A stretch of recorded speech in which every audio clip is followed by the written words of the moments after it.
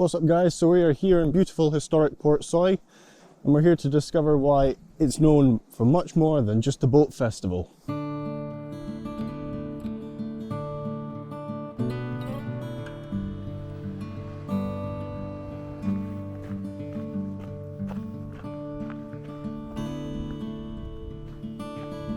don't actually know why there is a statue of a dolphin.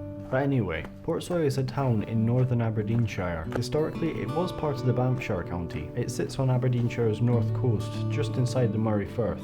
With a population of just over 1,500, it is a very small wee fishing village. Of course you can see by the harbour why Portsoy hosts the annual Scottish Traditional Boat Festival, and it has been going since 1993.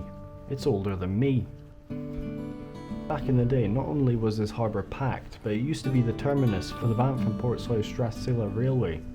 I was going to tell you an awful lot about the boats and the fishing life that used to go on in Portsoy, but then I stumbled upon this wee workshop and got talking to a guy that has way more knowledge than me, so I'll let you listen to him instead. Portsoy Community Enterprise Family, voluntary charity organisation. We started off working with primary school kids. And we built 67 of these things over a 5-6 year period with primary school bairns. They come in the school day with a classroom assistant and built these, each one over a 3-week period. So about 500 or 600 kids over the period. And then the education department decided they couldn't afford to send a teacher anymore, so that all went Scout. And then subsequently we built salmon cobble. Probably the only salmon cobble traditionally built in this coast in 50, 60 years maybe. Because latterly they were making them out of fiberglass, of course. So the last working cobble here packed it in 1990 and was sitting in a field up the road just rotting.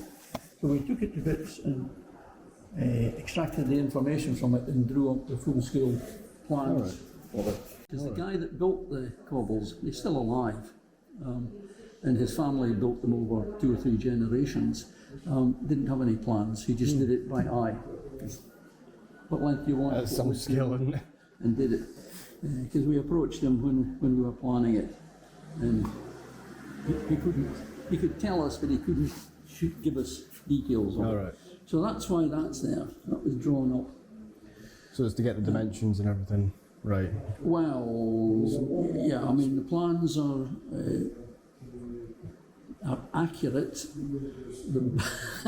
The boat might not have followed the plans all the time, but look at that.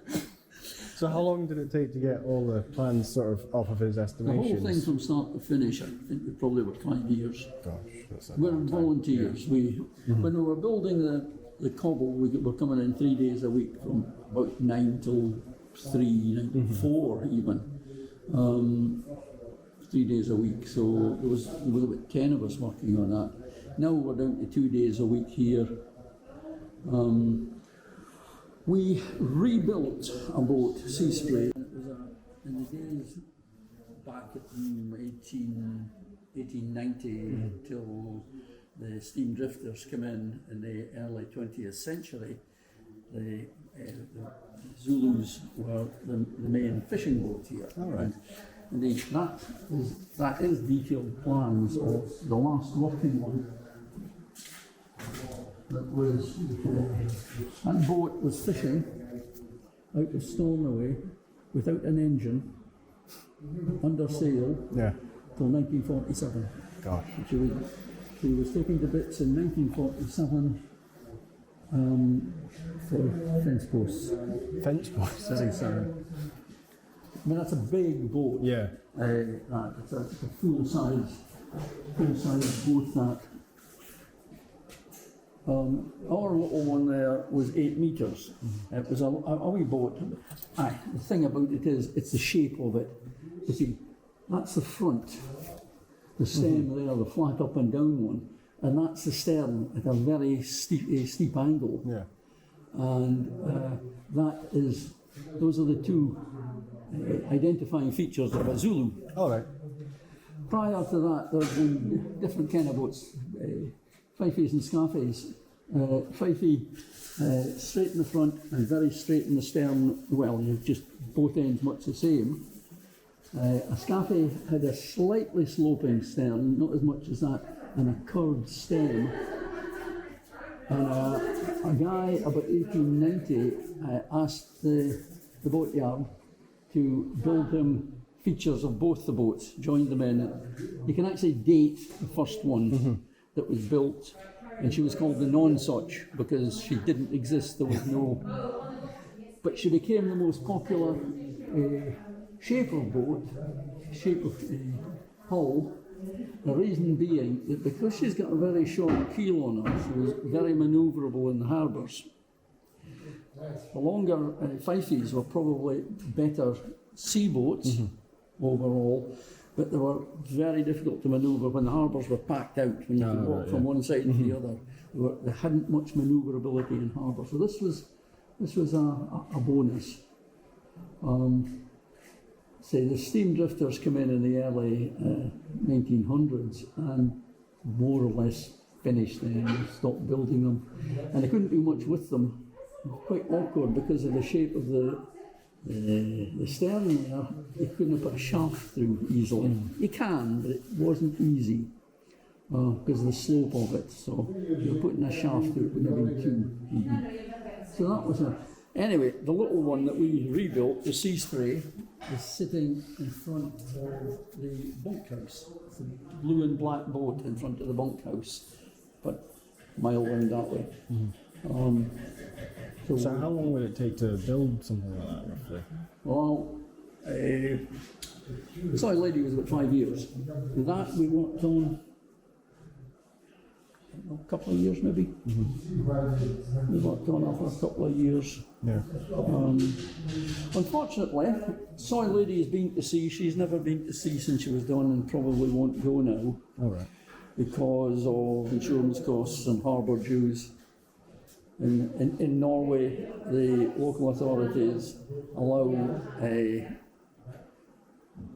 traditional boats free harbour because it encourages people to come and, people like to see a wooden boat. In Aberdeenshire, they charge best part of £1,000. So is there a campaign or anything like that? Yeah. So she's not in the harbour and she won't be again either. So is there any sort of campaign to get that kind of thing?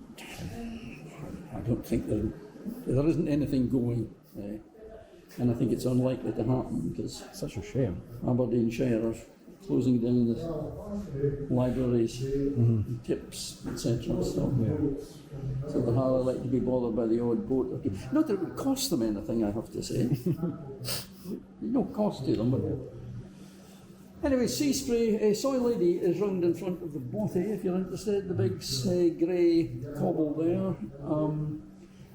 If you are going round to look at it, you'll see there's an engine in her, which is the engine that came out of the original, or the remaining boat that was fishing out of here, the Tern, which before that had been in either a bus or a Land Rover. It was an old car or bus engine, which was converted, modernised, to pump through seawater to cool her, which is what they did in those days. So it's in there. And, well, when we took her to sea, it worked.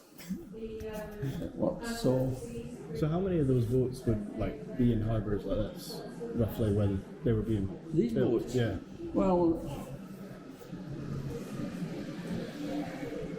boats tended to be smaller boats in the early 1800s, and then there was right down the whole coast of Scotland here, and maybe into England too, there was a major storm, and it wiped out hundreds of boats. There was hundreds of people lost their lives. They got swamped because they tended to be open boats.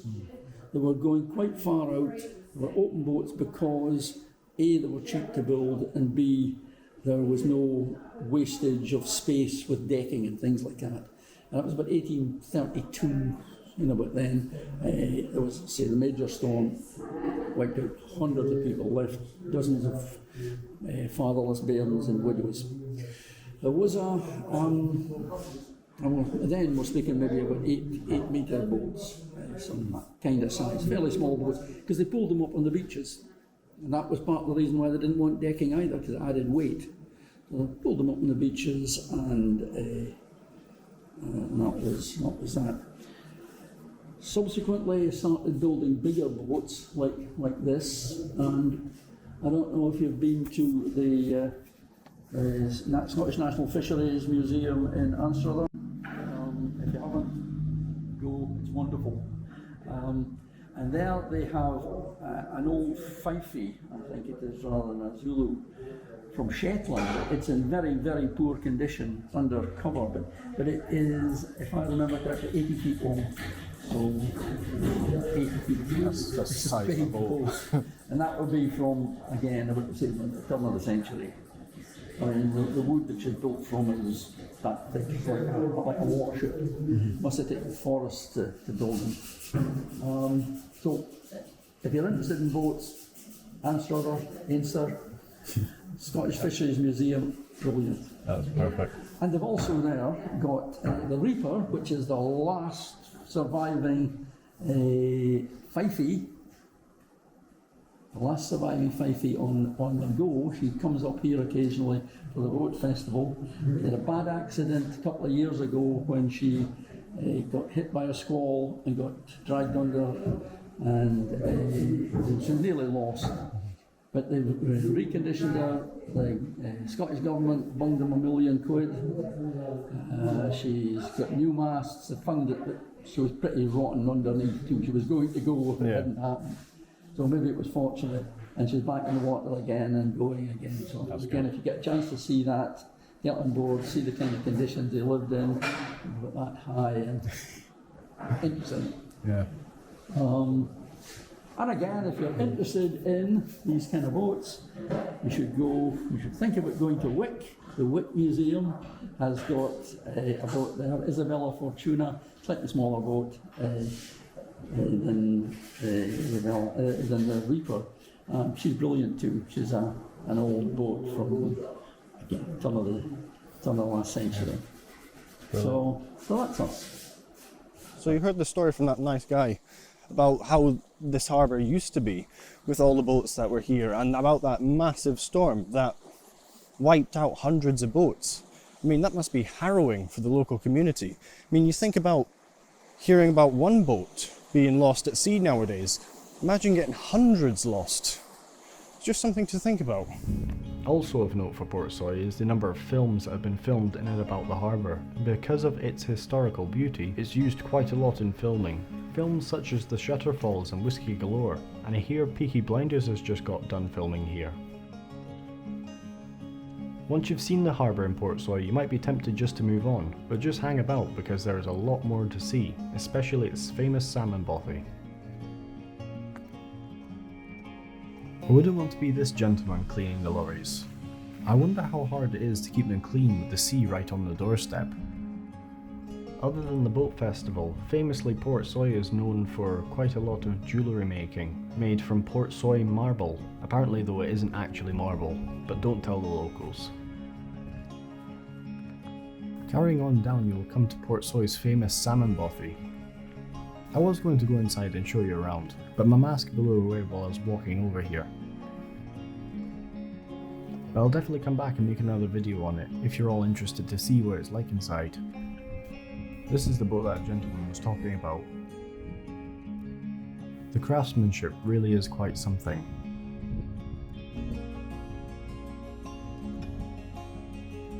Continuing on down from the salmon bothy, you get to Portsoy Beach. It's nice to take a wee look at all the boats lined up as you walk along.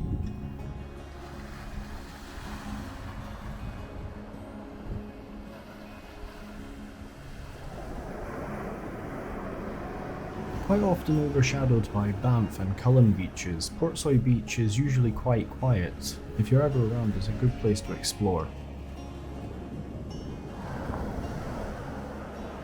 It's only really used by the locals and people visiting the caravan site on holiday.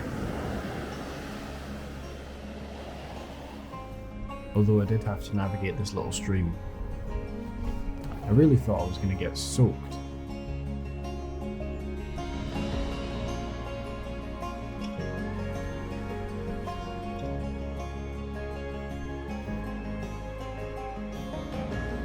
Apparently there's a secret wee bay around here that campers like to use. I heard it from one of the guys as I was just walking along. So let's go and try and find that. I'm really not sure about climbing this bit, but here we go anyway. Right, let's go up.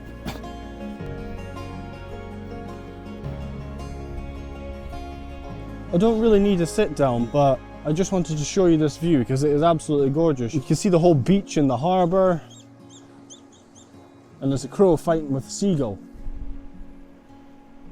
I think it's going to be right down there. So we're going to go down there and have a look, and hopefully we'll find this little alcove sort of bay thing that the guy was talking about. Wow, that's pretty special. What a nice little place.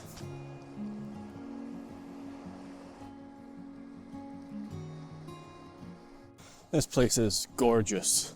Absolutely gorgeous. I mean, how good would it be to come and camp down here? You've got like mountains all around three sides of you. And I think there used to be some kind of house here because you got those kind of structural works. Anyway guys, I hope you enjoyed this video. This is just a little experiment of mine to see if I can do sort of travel vlog style videos, because that's what I really want to do. I really want to get out and about and film more stuff and show you guys. So anyway guys, if you like this video, please consider giving it a like, and please also consider subscribing. And if there's anywhere in Scotland that you want me to do, please let me know down in the comments. And as always guys, we will see you in the next one.